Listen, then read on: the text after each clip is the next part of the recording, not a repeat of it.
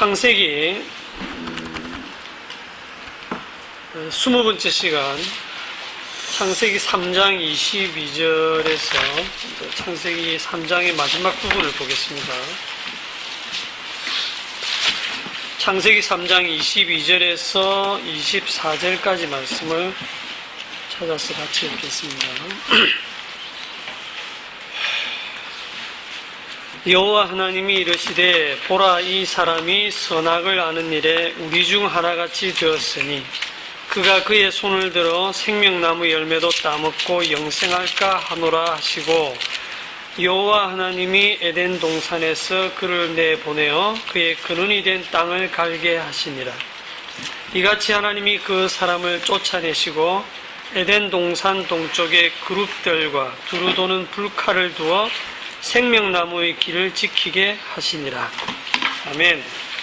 오늘 공부할 말씀의 제목은 생명나무의 길, 24절 끝부분에 있는 생명나무의 길.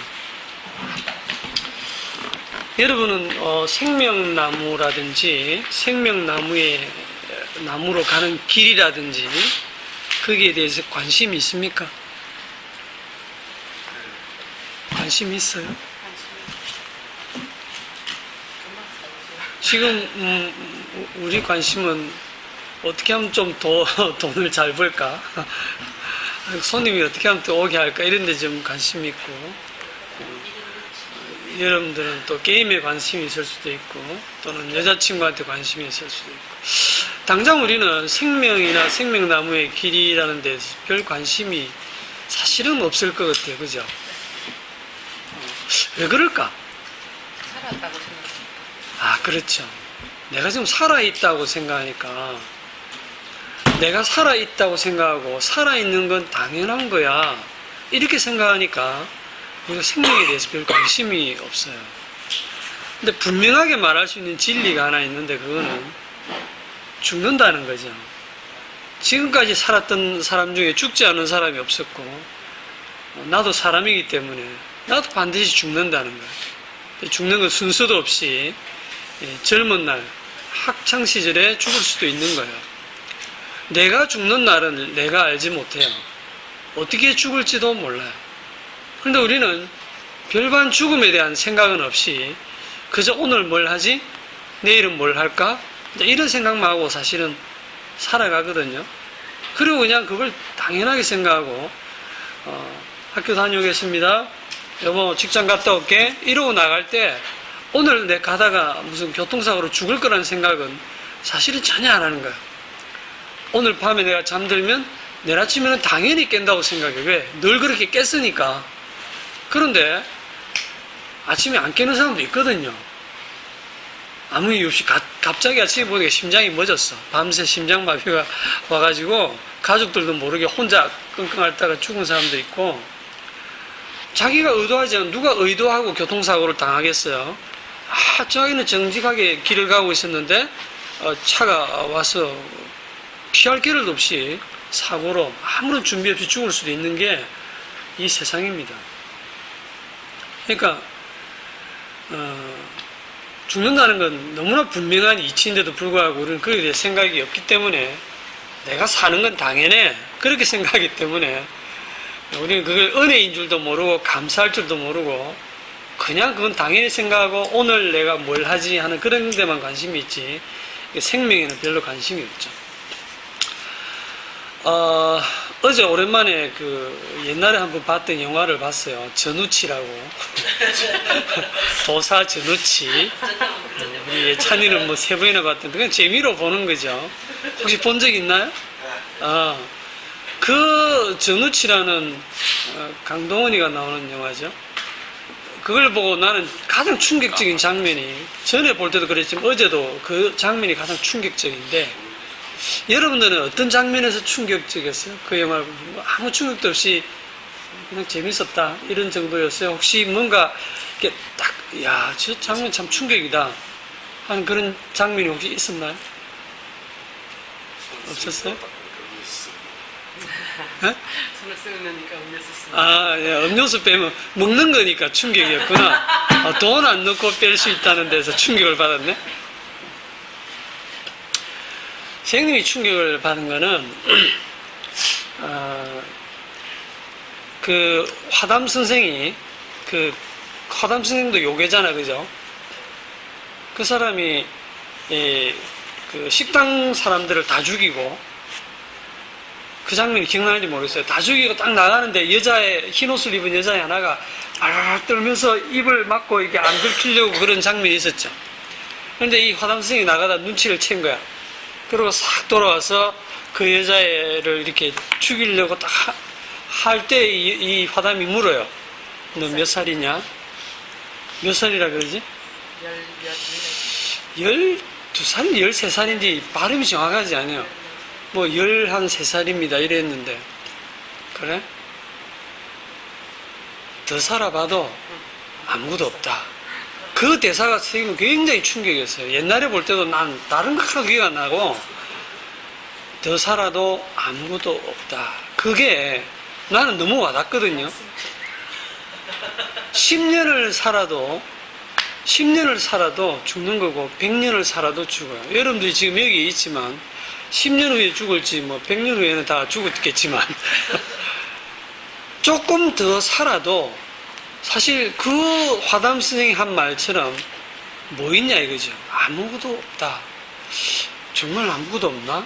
산다는 게 뭔지? 산다는 게 뭐지? 생명이라는 게 뭐지? 이런 데 대해서 우리는 정말 좀 고민을 해야 돼요. 그래서 여러분들은 누가 또 오시나요?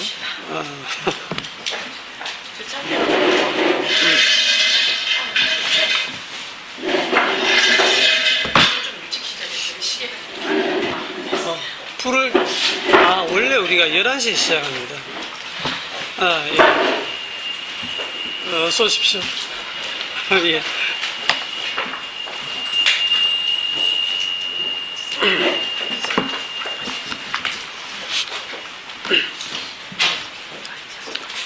금방 시작했는데, 창세기 20번째 시간, 제목은 생명나무의 길. 본문은 창세기 3장 22절에서 24절까지의 말씀입니다.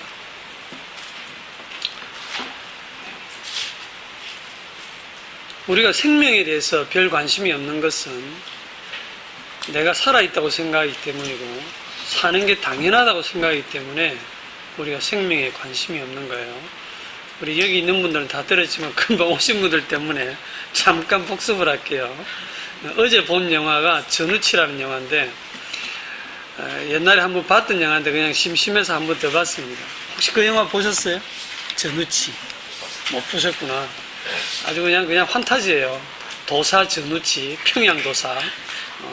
거기 이제 뭐 요괴도 나오고 막 이런데 그 요괴인 화담 선생이 식당 사람을 다 죽이고 나가는 길에 한 여자애가 발발발 떨면서 이제 이렇게 숨을 참고 안 들키려고 하다가 그 요괴한테 들켰어요. 사람으로 둔갑해 있는 요괴한테. 그 여자애를 이제 죽이려고 이렇게 손을 탁 대면서 하는 말이 너 몇 살이냐? 물었는데 여자가 13살입니다.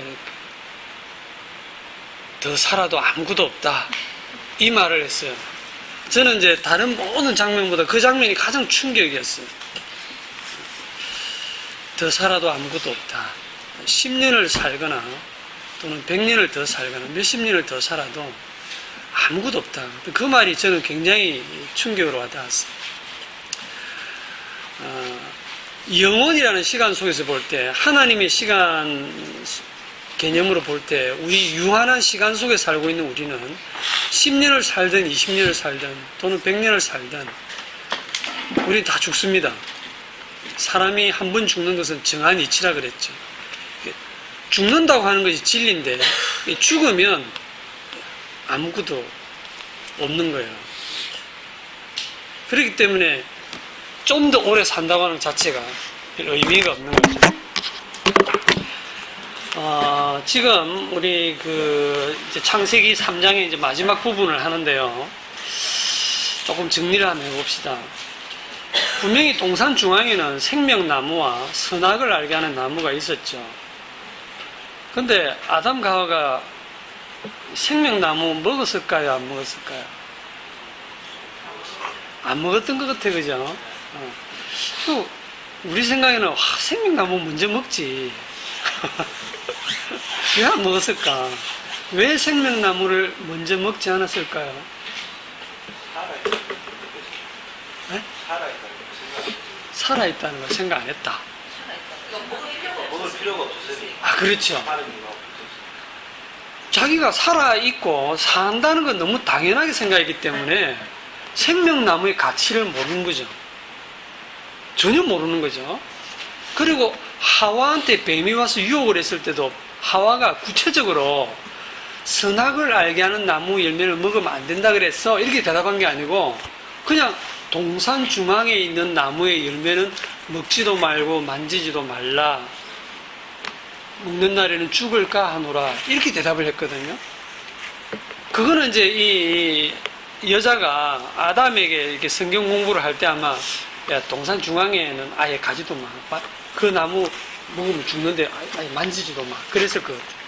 그러니까 거기 생명나무 선악을 알게 하는 구분도 안 했어요. 생명나무는 별 관심도 없고 먹으면 죽는다고 하는 저거는 뭔가 좀 심각한 것 같아서 아예 여자한테 동산 중앙에 있는 나무는 절대 먹으면 안 된다. 만지지 마. 그랬던 거야. 그러니까 이제 여자가 그 나무를 구분을 안 한 이유가 그만큼 생명에 대해서는 무관심했다라는 거예요. 실제로 우리는 죽는다는 게 진리임에도 불구하고 우리 역시 생명에 대해서 별 관심이 없잖아요. 하루하루 살아간다는 걸 너무 당연하게 생각하기 때문에. 생명이 당연합니까? 사실은 그 세상에서 너무 귀한 것들은 우리가 당연하게 생각해요. 우리가 숨 쉬고 호흡하고 이 심장이 뛰고 하는 이런 것들을 당연하게 생각하죠. 그러니까 숨 쉴 수 있다는 거 큰 은혜고 우리 심장이 뛰고 있다고 하는 것도 여러분들이 심장을 뛰게 합니까? 아니거든요. 이 우리가 살아 있다가 죽을 때까지 이 심장은 자율심이면 자연적으로 뛰어요. 이거 내가 신경 써서 뛰게 하면 우리는 이 게을러 가지고 잘못하면 죽을 수가 있어. 심장은 자연적으로 지금 하나님께서 뛰게 하셔서 뛰는 거예요. 진짜 생명은 당연한 게 아닙니다. 우리가 예수 믿으면 구원받는다 할 때 예수님의 십자가의 죽으심으로 우리가 영생을 얻고 구원받는다 할 때 그것도 예수 믿고 구원받는 건 이제 당연하게 받아놓은 거고 그 다음에는 우리가 열심히 뭔가를 해서 상을 받자 이런 헛소리를 하는데 예수님의 그 십자가의 희생을 당연하게 생각하면 안 돼요. 우리에게 영생을 주시기 위해서 십자가에 희생한 그 희생이 어느 정도로 큰 희생이냐면 우리를 살리기 위해서 하나님이 육신이 되어 오시고 하나님이 죽으심으로 우리에게 부여하는 하나님 편에서는 엄청난 대가가 치러지는 그렇게 해서 우리에게는 거저 주어지는 생명이 영생입니다. 그건 우리는 결코 당연하게 생각해서는 안 되는 거예요. 자, 또 한 가지 생각해 볼 거는 하와가 이제 먹지도 말고 만지지도 말라 하라 했다 할 때 이 만지지도 말라는 말은 하나님의 말씀이 있어요, 없어요? 사실은 없잖아요, 그죠? 아담이 직접 들은 얘기는 선악과를 먹지 말라 그랬지 만지지도 말라 이런 말은 안 했죠. 그 만지지도 말라는 말은 누가 했을까요? 아담이 했겠죠. 하와가 그렇게 말했으니까 아마 하와는 직접 하나님께 들은 적은 없고 아담으로부터 들었으니까 아담이 조금 걱정이 돼가지고 야 만지지도 마 먹지도 말고 아니 너 만지지도 마 이렇게 했을 거예요.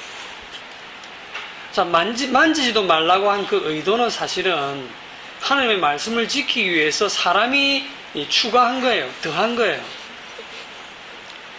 왜? 하나님의 말씀 잘 지켜보려고 더한 거죠. 그런데 실제로 그거는 하나님의 말씀은 아니거든요. 여기에서 항상 문제가 발생합니다.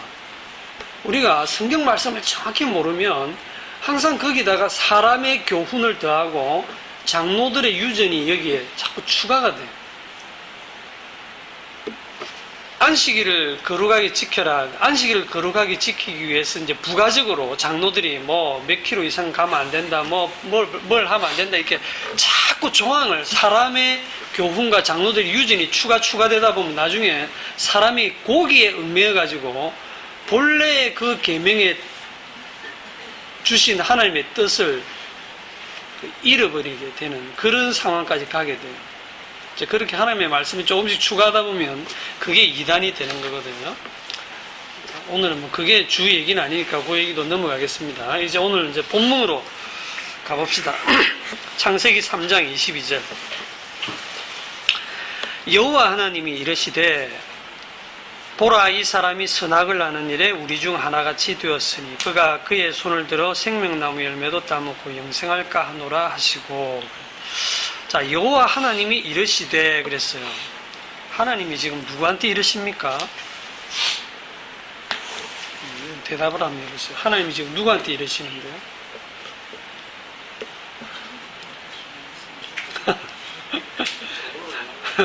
이거 누가 기록한 거예요? 창세기 모세가 기록했어요. 그죠? 3500년 전에 사람인 모세가 그보다 더 수천 년 전에 하나님이 창세기 때 지금 누구 대상도 없어. 그냥 하나님이 이 독백처럼 하신 말씀이잖아. 그죠? 요거를 이제 신학적으로는 하나님의 자기 의논이라 이렇게 얘기하는데, 하나님이 이르시되, 이렇게 한 얘기를 이 모세가 어떻게 할까요? 결국 모세는 시내산에 40일 올라가서 하나님과 대면에 있는 사이에 성령의 감동으로 이 장면을 보는 거예요. 그렇죠? 이걸 다 보고 기록을 하는 겁니다. 보고 듣고 기록을 하는 겁니다. 하나님이 성령의 감동으로 모세에게 보여주고 이런 사실들을 기록하게 하는 거죠. 여호와 하나님이 이르시되 보라, 이 사람이 선악을 아는 일에 우리 중 하나같이 되었으니. 자, 이게 에덴의 동산에서 아담과 하와를 추방하는, 쫓아내는 이유가 됩니다. 자, 에덴 동산에서 아담 하와를 추방하는 이유가 뭡니까? 정리해 봅시다. 이유. 에덴 동산에서 쫓겨나는 이유. 선악과를 따먹었다. 따먹었다라는 그 행동, 그게 이제 불순종이다. 불순종해서 쫓겨난다. 그랬으면 하나님이 이랬겠죠. 제가 내 말을 안 듣고 선악과 따먹었는데, 따먹었으니 죄를 쫓아내자. 이래 되겠죠. 말씀을 그래 하셔야 되지. 생명나무 먹을까? 생명나무 따먹을까봐. 따먹을까봐 쫓아내자. 네, 그 이유에 포함되겠죠. 영생할까? 영생하면 안 됩니까? 영생. 가장 큰 이유는 이 사람이 선악을 알게 됐다는 거예요. 선악을 알게 되면 영생은 없다 이겁니다.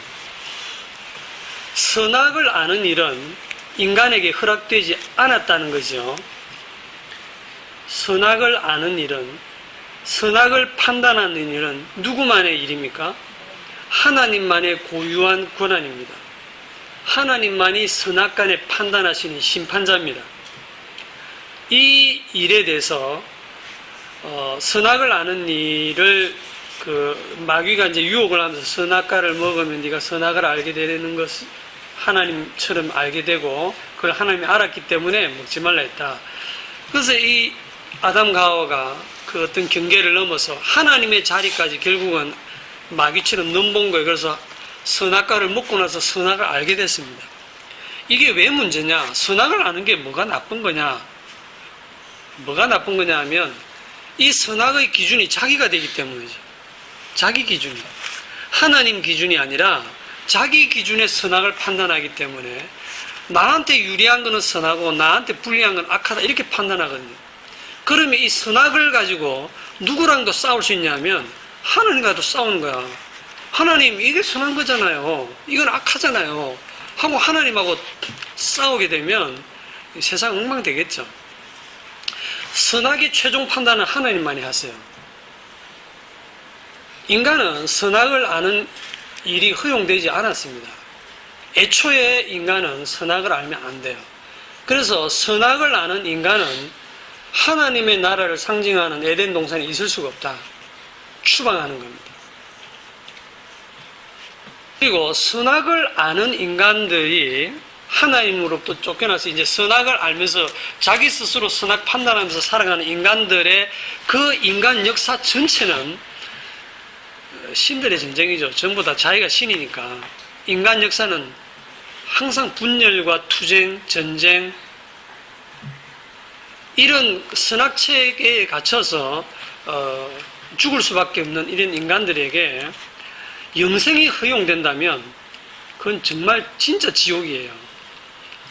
선악체계에 갇혀서 영원히 산다는 거예요. 지금 혹시 여러분들 나이도 이제 다 제법 됐지만은 옛날 젊은 시절 20대나 10대나 이때로 돌아가고 싶은 분이 혹시 있으십니까? 저는 다시 안 돌아가고 싶어요. 저는 이 복음을 알기 전에는 네. 돌아가고 싶었어요. 그랬었어요. 돌아가가지고 다시 인생을 새롭게 좀 살려고 뭐나 뼈로 돌아갔으면 참 좋겠다. 이 복음 알고 나서는 네. 가도 똑같은데 왜 가냐. 다시 돌아가도 똑같습니다. 네, 그래서 갈 이유가 없더라고요. 그때 가면 내가 이제 열심히 공부해야지. 절대 안 그렇습니다. 돌아가면 절대 공부 안 합니다. 항상 후회할 뿐이지, 항상 후회할 뿐이지, 돌아가면 내가 더 잘해야지. 잘 안 됩니다. 결국 똑같은 인생을 살게 됩니다. 우리는 우리의 마음과 육신이 원하는 대로 자기 욕망을 쫓아서 살게 되기 때문에 결국 똑같은 그런 죄악된 인생만 살게 됩니다.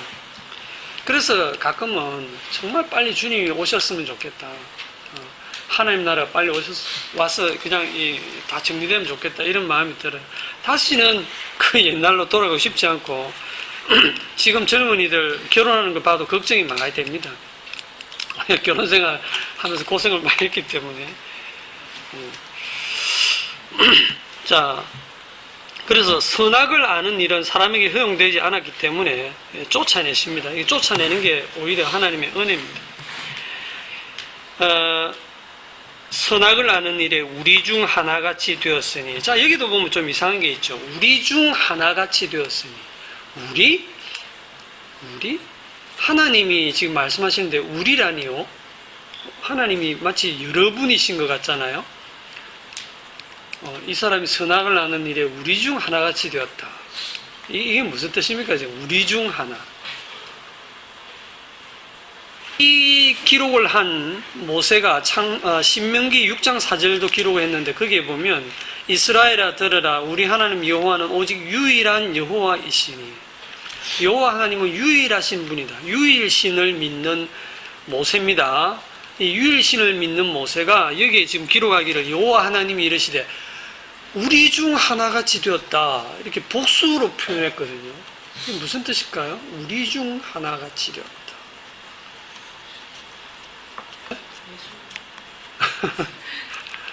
이게 이제 굉장히 해석이 어려운 부분이죠. 우리 중 하나같이 되었다.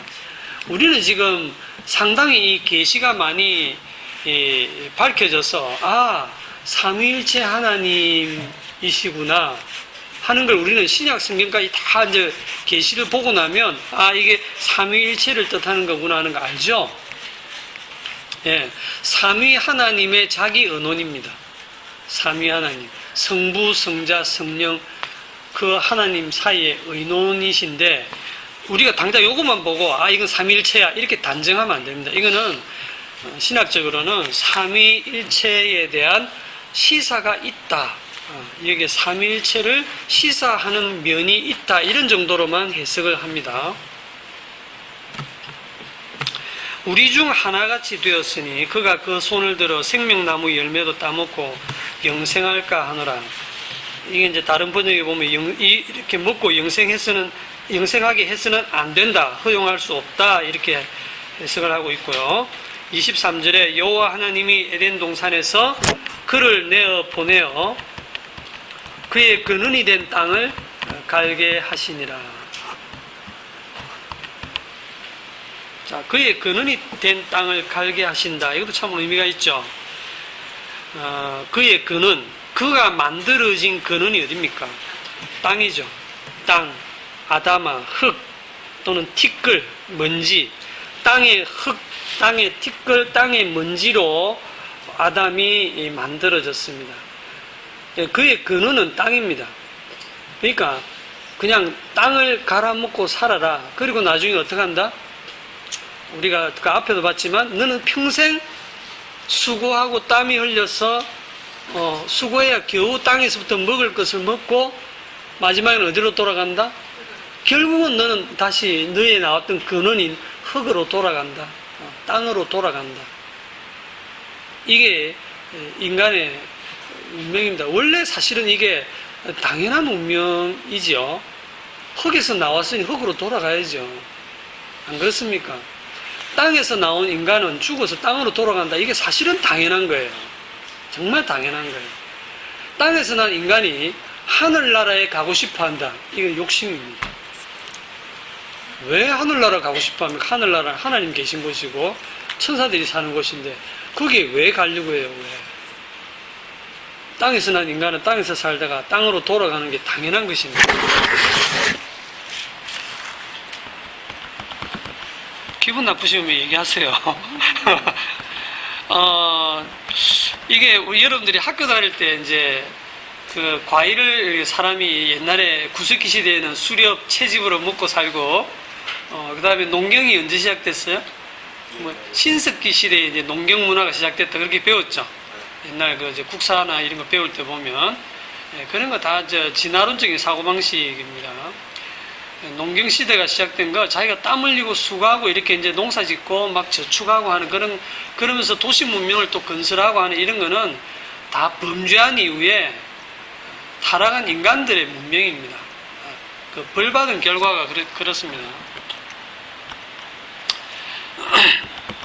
자, 사람의 근원은 어디다? 땅이다.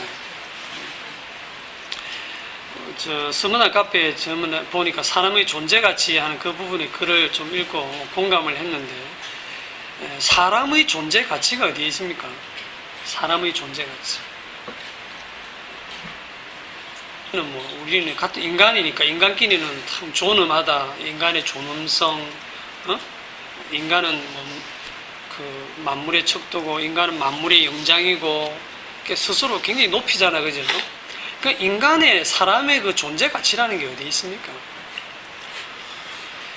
사실 사람의 존재 가치라는 것은 사람을 만드신 분 하나님께 있습니다. 하나님과 관련이 있을 때만, 하나님과 관계가 있을 때만 영적인 존재고 가치 있는 존재지. 우리가 이게 사람이 이 펜을 하나 만들었다. 펜을 이렇게 만들었다가 이 펜을 만들었는데 이 만든 목적이 뭐냐면 이 펜을 쓰기 위해서 만들었잖아요. 그죠? 근데 쓰기 위해서 만들었는데 이걸 쓰니까 이제 안 쓰죠. 작동이 안 돼. 펜은 쓰기 위해서 만드는데 안 쓰진다. 그러면 이걸 어떻게 합니까? 이게 이제 가치가 없는 거야. 그죠? 그럼 이거 버려야 돼요. 이게. 버려야 돼. 근데 펜이 저를 왜 버려요? 하고 이게 항의할 수가 없는 거예요. 야, 넌 쓸모가 없어. 너 펜이 이게 안 쓰지면 어디 쓸 거냐, 이거. 버리는 거예요. 하나님이 인간을 만드신 목적이 있잖아요.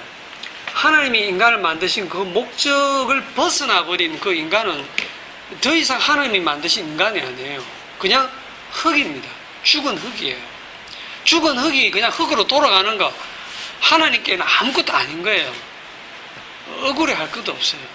하나님과 관계없는 그 인간은 마치 썩은 나무와 같고 상한 음식과 같은 거예요. 썩은 나무고 상한 음식은 버리는 겁니다. 태워지고 버려지는 거예요. 우리가 예수 믿고 성도가 됐다? 그럼 우리가 지금 새로운 사람이 되느냐? 물론 새 사람이 됐다고 하죠. 그런데 지금 입고 있는 이 혈과 육은 하나님 나라를 유업으로 받을 존재가 아닙니다. 이거 자체는 이미 썩은 거예요. 우리를 고쳐서 새롭게 하는 것이 아니라 우리를 아예 죽이시고 새롭게 부활시켜서 새 생명으로 일으키시는 거거든요. 그거를 아셔야 됩니다.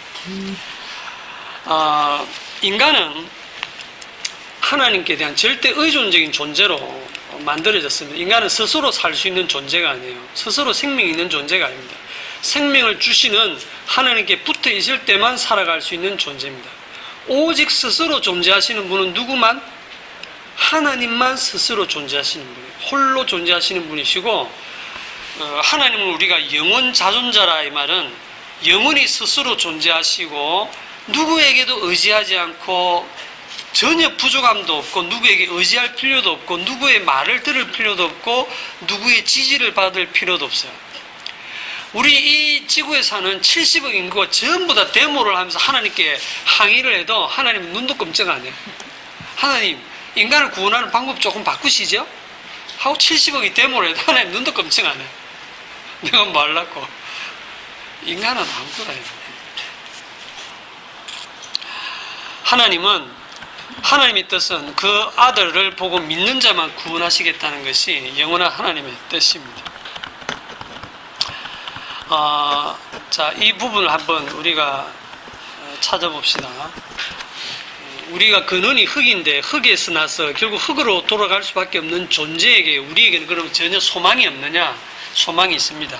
고린도전서 15장 45절 한번 찾아보세요. 신약성경 고린도전서 15장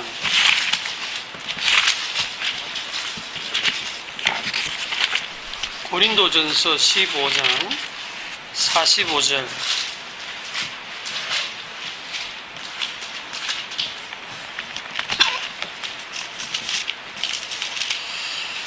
45절 제가 읽겠습니다. 기록된 바 첫사람 아담은 생명이 되었다 함과 같이 마지막 아담 예수님이죠. 살려주는 영이 되었나니 그러나 먼저는 신령한 사람이 아니요 육의 사람이요 그 다음에 신령한 사람이니라.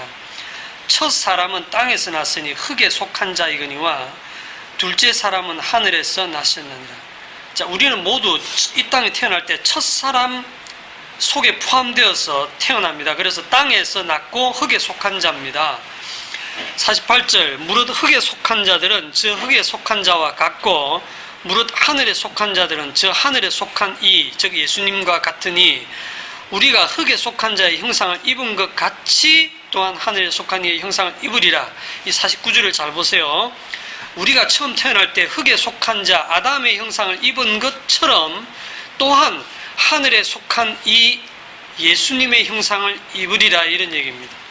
50절 형제들아 내가 이것을 말하노니 혈과 육은 하나님의 나라를 이어받을 수 없고 또한 썩는 것은 썩지 아니한 것을 유업으로 받지 못하느니라.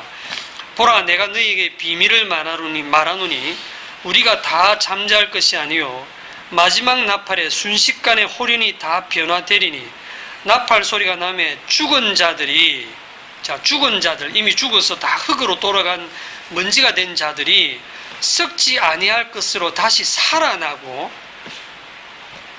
누가 살리십니까?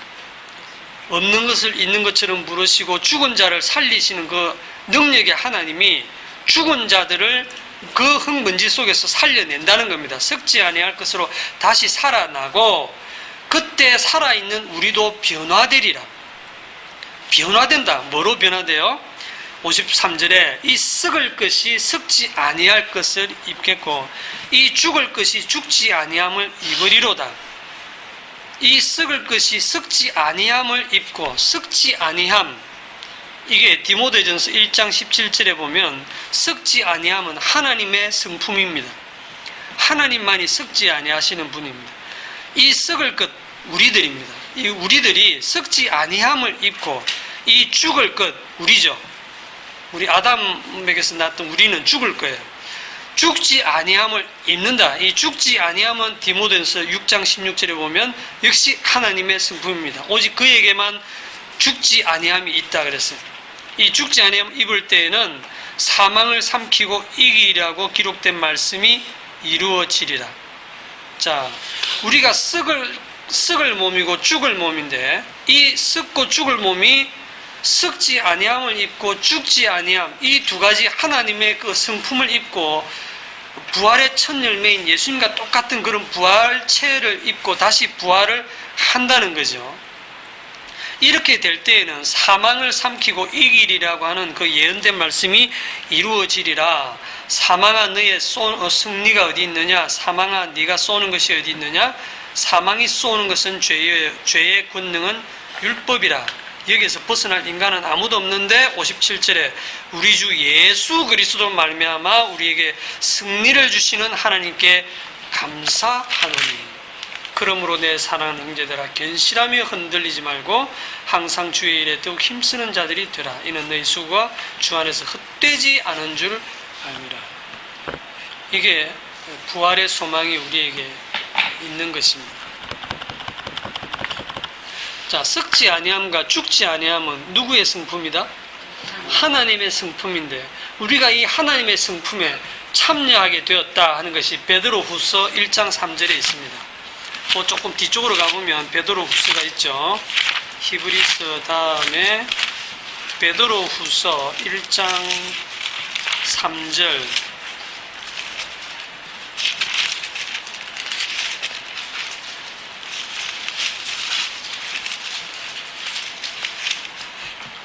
자, 1장 3절 4절을 봅니다. 그의 신기한 능력으로 생명과 경건에 속한 모든 것을 우리에게 주셨으니 이는 자기의 영광과 덕으로서 우리를 부르신 이를 알므로 말미암음이라.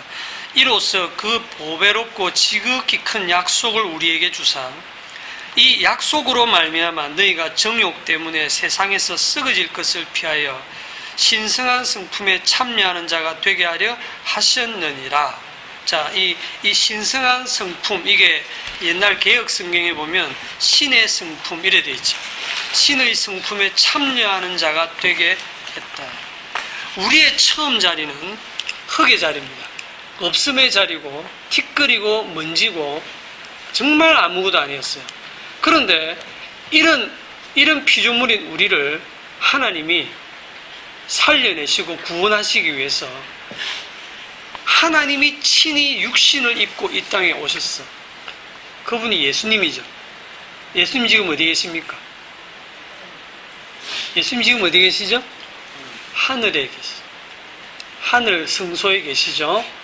하늘에 계신 이 예수님이 지금 몸을 입고 있습니까? 영으로 있습니까? 예수님은 몸을 입고 계십니다. 우리 때문에 예수님은 몸을 입으셨고 성육신 하셨고 부활 후에도 여전히 부활한 그 몸을 입고 그대로 하늘로 올라가셨어요. 그리고 그 본 그대로 다시 오시겠다고 사도행전에 약속하셨죠. 예수님은 우리를 구원하기 위해서 그분이 친히 몸을 입으셨어요. 이건 굉장한 신비입니다. 이게 하나님이 원래는 영적인 존재인 하나님이 제한적인 육을 입으셨다는 거예요. 물론 그 육은 지금 우리가 입고 있는 이 육과는 다르게 이제 부활의 그 신령한 육체죠. 신령한 육체. 시간을 넘어서서 영생할 수 있는 육을 입으셨어요.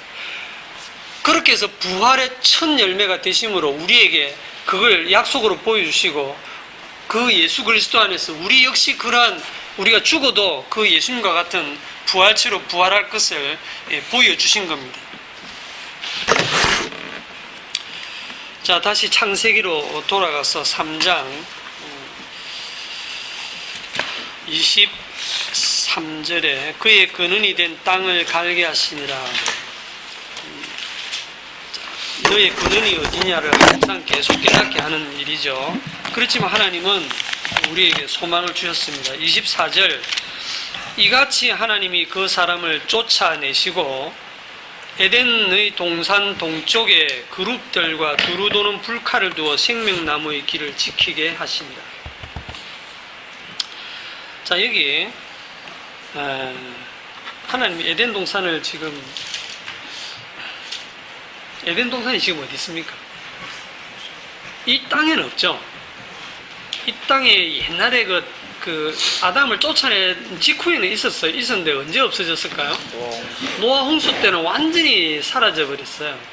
이게 좀 상징적이긴 한데 이 에덴의 동산도 사실은 땅에 있는 그림자입니다. 그러니까 하늘에 있는 하늘나라의 모형으로서 에덴 동산이 존재를 했었던 거죠. 그리고 그 에덴 동산 자체를 파괴시킨 것이 아니라 그리고 생명나무도 없앤 것이 아니고 쫓아내고 생명나무로 가는 길을 막았어요. 그 말은 언젠가는 그 생명나무 길을 통해서 갈 수도 있다는 희망을 주잖아요. 생명나무를 없앤 것도 아니고 에덴 동산을 없앤 것도 아니에요. 실제 에덴 동산에 이제 참 에덴 동산 하나님의 나라는 있거든요. 하늘나라 하늘에 있거든요. 거기에 이제 에덴 동산의 동쪽에 동쪽에 했는데 이 동쪽이라는 게 상당히 여러 의미가 있습니다. 왜 남쪽도 아니고 서쪽도 아니고 북쪽도 아니고 동쪽이라 했을까? 동쪽 에덴 동산의 동쪽.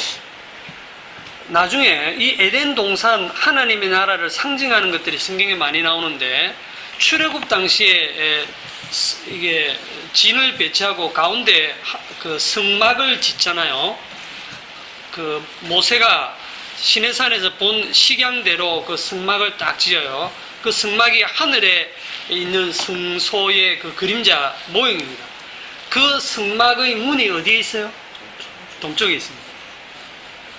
동쪽에 문이 있어요. 동쪽으로 딱 들어가게 돼 있어요. 나중에 지을 성전도 문이 동쪽에 있습니다. 주 게이트가 동쪽에 있어요. 출애굽했을 때 가나안 땅이 하늘나라를 상징하는데 가나안 땅 들어갈 때 어떻게 하냐면 이 이스라엘 백성들이 남쪽에서 바로 치고 올라가면 바로 가나안 땅 갈 수 있는데 빙 돌아가고 요단강 있는 요단강 동쪽으로 가서 아주 힘들게 요단강 건너서 동쪽에서 서쪽으로 그 가나안 땅을 들어가요. 다 하나님이 그걸 전부 모형으로 설명을 해주시고 있는 거예요. 잃어버렸던 에덴 동산 어떻게 들어가나? 동쪽으로 들어가는데 쉽게 못 들어가죠. 왜 쉽게 못 들어갑니까? 이 자유연금 끊어서 이 동산에 들어갈 수 있는 게 아니에요. 에? 왜 쉽게 못 들어갈까? 지키고 있잖아. 누가? 그룹들과 두루 도는 불칼, 응? 앞으로 뒤로 막 번뜩번뜩하는 불 붙는 칼이 있어요. 우리 이 단백질로 되어 있는 우리 몸을 가진 이 인간이 그걸로 통과하면 불칼에 베이고 녹아버려. 우리는 그걸 통과할 수 없어요.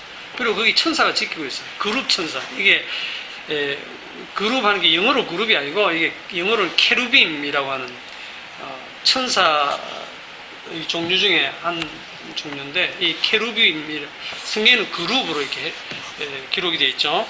이 케루빔이라고 하는 그룹 천사가 딱 지키고 있어서 아무도 못 갑니다. 어느 인간도 여기를 통과 못해요. 생명나무 길은 완전 차단됐어요. 생명나무의 길은 차단됐다. 그 말은 생명나무 길이 차단됐다면 우리는 다 죽었다는 거죠. 다 사망의 땅, 흑암의 땅에 우리는 살다가 흑암으로, 사망으로, 죽음으로 갈 수밖에 없는 존재인 거예요. 그런데 이 생명나무의 길이 열렸으니까 제가 여기 앉아서 이 얘기를 하죠. 자, 이 생명나무의 길이 어떻게 열렸나요? 찾아보겠습니다. 이 생명나무의 길은 어떻게 열렸을까?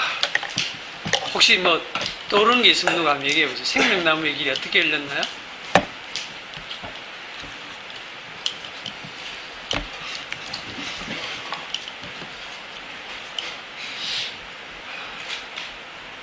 예수님이 요한복음 14장 6절에 이런 말씀을 하셨죠.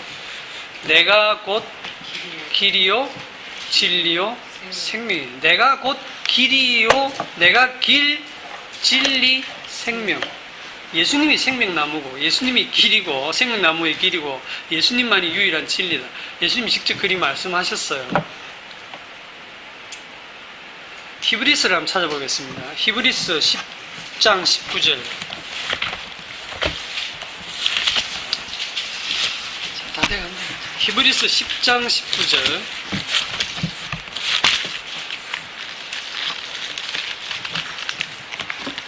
히브리스 10장 19절. 그러므로 19절에 그러므로, 이 그러므로를 알려면 그 앞부분을 다 읽어야 되는데 너무 기니까 제가 요약을 하겠습니다. 그러므로 이 말은 바로 그 위에 보면 이것들을 사하셨은즉 다시 죄를 위하여 제사 드릴 것이 없느니라. 무슨 제사 하면 10절에 이 뜻을 따라 예수 그리스도의 몸을 단번에 들이심으로 말미암아 우리가 거룩함을 얻었도다. 12절 오직 그리스도는 죄를 위하여 한 영원한 제사를 드리시고 하나님 우편에 앉으사 즉 예수님의 몸으로 영원한 속죄 제사를 드리시고, 자 여기 보세요. 옛날에 그 속죄 제사를 어떻게 했냐면 이 땅의 모형적인 그 성막이나 성전에 쓰는 모형 제사를 어떻게 했냐면, 제사장이 양을 잡아서 제사를 지내고 그 피를 가지고 어디로 들어갑니까? 1년에 딱 한 번 대제사장이 지성소를 들어가죠. 딱 한 번 지성소에 들어갈 때 그때 그 뭐가 가려져 있어요? 휘장이 딱 가려져 있어요. 그 휘장. 성소 휘장이, 성소와 지성소를 딱 구분할 휘장이 가려져 있는, 거기는 아무도 못 들어가. 대제사장만 1년에 한 번 속죄의 피를 가지고 들어가.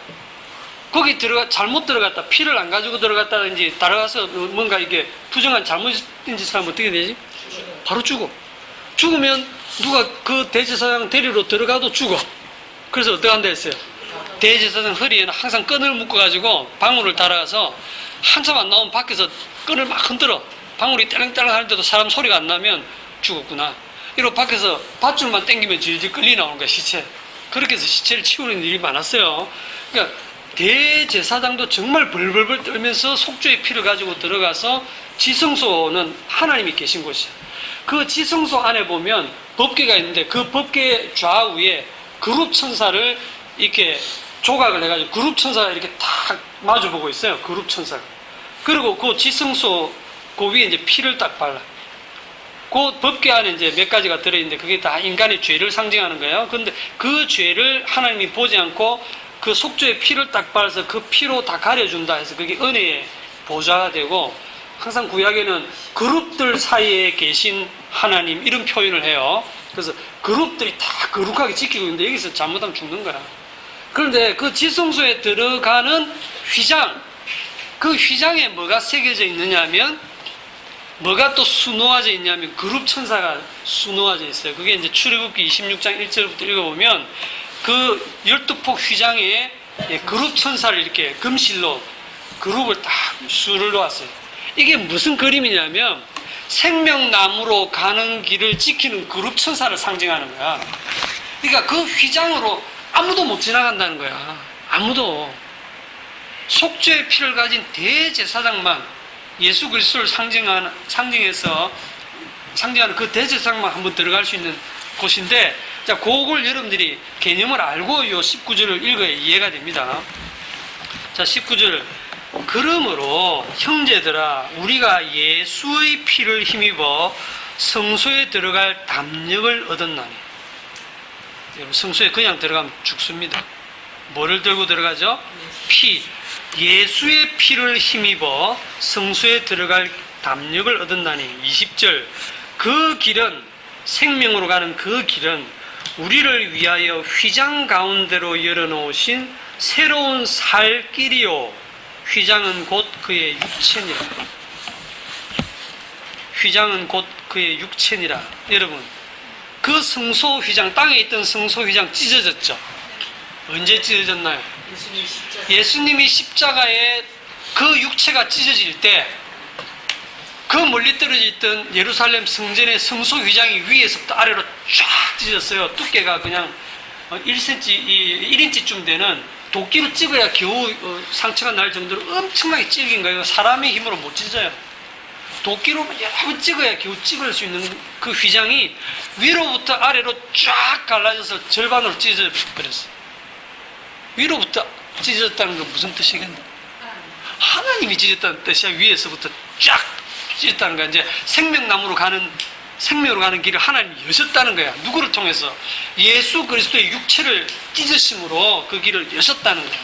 그걸 지금 이 히브리서 10장 19절이 얘기를 하는 거예요. 그러므로 형제들아, 우리가 예수의 피를 힘입어 성소에 들어갈 담력을 얻었나니. 이제 짐승의 피도 아니에요. 그 옛날에 수억 마리를 죽였던 그 짐승의 피는 다 어떤 하나의 모형이에요. 예수님을 가리키는 모형이었는데, 진짜 이제 정결한 피, 죄 없으신 의인의 피, 예수님, 하나님의 아들 예수님의 피로 우리 속죄를 이룬 거예요. 예수의 피를 힘입어 성소에 들어갈 담력을 얻었나니. 그 길은 우리를 위하여 성소 가운데로, 휘장 가운데로 열어놓으신 새로운 살 길이요. 휘장은 그의 육체니라.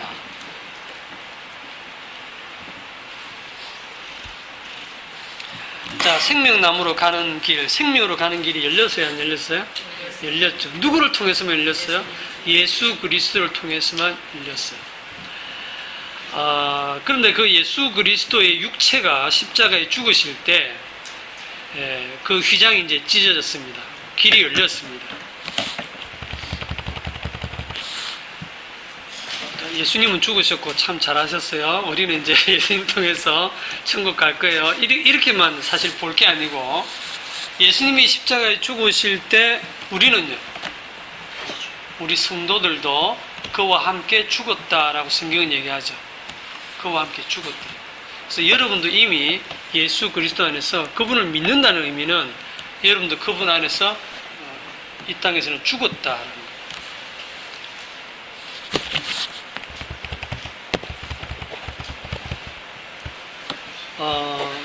시편 104편 2절에 보면 이런 말씀이 있어요. 시편 104편 2절에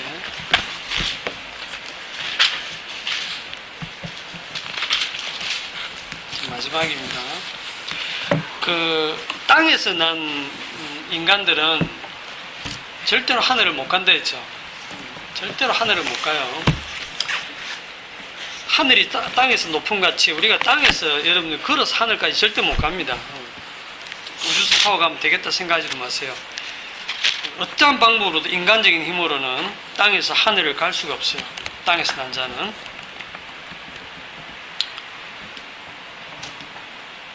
(104편 2절에) 뭐라고 기록되어 있습니까? 주께서 옷을 입음같이 빛을 입으시며 하늘을 휘장같이 치시며. 이 말씀이 기억이 나서 제가 찾았는데요. 하늘을 휘장같이 치시며, 우리가 사는, 그러니까 유대인들의 사고방식 속에는 하늘을 셋째 하늘까지 나눈다 했죠. 첫째 하늘, 둘째 하늘, 셋째 하늘 이렇게 되는데, 우리 눈에 보이는 이 대기권이 첫째 하늘이고, 저 우주 공간이 이제 둘째 하늘이에요. 그 둘째 하늘을 이제 하나님이 휘장같이 쫙 차일처럼 펴셨다 이렇게 기록되어 있는데, 그 우주 공간으로 날아가도 그 휘장을 지나서 셋째 하늘을 갈 방법은 없어요. 인간 쪽에서는 갈 방법이 없습니다. 아무도 못 가요. 어떻게 갈 수 있습니까? 그분이 오셔가지고 데려가는 것 밖에 방법이 없어요. 그러니까 우리가 하는 일은 하나도 없어요. 이 구원의 문제에 있어서 우리가 하는 일이 하나도 없어요. 창조할 때도 우리 인간들이 아무것도 한 일이 없이 하나님이 다 창조하시고 딱 눈 떠보니까 6일째 마지막 날 모든 걸 창조해놓고 에덴 동산으로 바로 데리고 들어오신 것처럼 구원 문제에 있어서도 그분이 완전히 다 이루셨다. 다 이루시고 그냥 우리에게 그저 선물로 주신 거예요. 그러니까 우리는 그 약속을 믿고 그 소망을 가지고 살다가 이제 죽어도 되겠구나. 죽어도 소망이 있구나. 그냥 곱게 죽으시면 돼요. 죽으면 끝이 아닌 거야. 우리가 죽는 순간은 우리는 이제 시간이라는 개념이 없어요. 딱 죽은 순간 우리는 시간 개념이 없으니까 의식을 가지고 내가 지금 죽는구나 하고 딱 죽으면 바로 그 다음 의식이 있는 순간은 뭐 몇백 년이 흘른지 모르지만 눈 뜨는 거야. 눈 뜰 때 보면 하나님이 나를 부활시키시는 거예요. 살려내시는 거예요. 죽은 자 가운데서 땅의 티끌 가운데서 살려내시는데, 그때는 다시 이 몸으로 사는 게 아니고 뭐로 산다? 예수 그리스도의 몸과 같은 신령한 몸으로 다시 산다. 이것이 하나님의 약속이고, 그 일을 위해서 예수님이 십자가의 그 고난을 당하신 것입니다. 이 소망을 가지고 사시기를 바랍니다. 오늘 여기까지. 혹시 질문 있으면 나중에 하시고 기도하십시오.